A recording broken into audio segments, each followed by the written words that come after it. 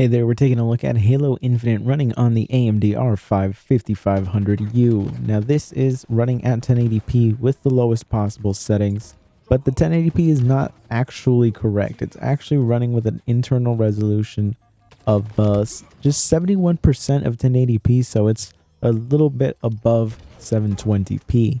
And the performance is not great. I mean, at least it runs, which is more than you can say for the Intel chip, which still to this day just does not run at all. But the game's performance on here is just not great. We are barely keeping a 30 frames per second average. We're hitting 1% lows that are just so devastatingly low. This was barely playable. For this kind of game, this is just not good performance at all. And this is at 25 watts. Now you'll see we're not actually keeping the full maximum speed that the GPU can get. But we're not really, like, if you look at the thermals, they don't look bad enough that we would be thermal throttling or anything like that. So the performance here just is not great. I'm guessing maybe the 8 gigabytes of RAM might be a big limiting factor here.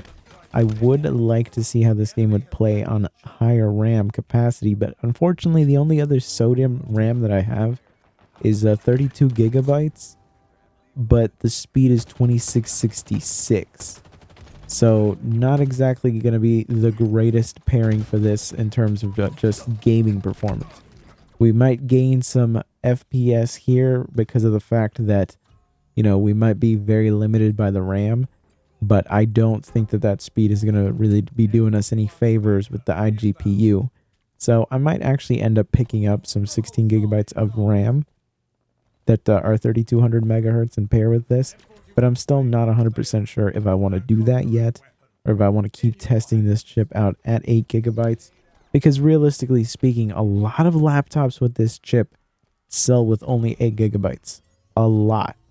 While looking around trying to find one with 16, I just could not find one that was less than like $800 or $900 really, So this laptop itself made a lot of compromises, but it is able to, actually sustain this at the full 25 watts, which is pretty nice.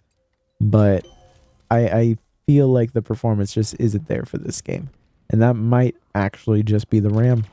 But I'm not 100% sure. And I really, really want to test that. But RAM be expensive, So if you would like to see that, help support the channel by checking out the affiliate links down below, I guess. And that's it for me here. Just showing you what the performance is like on here. It's not great. I did not really have too much fun playing like this. It felt like playing against PC players on like an Xbox 360. It was not a good experience. So I'll see you guys.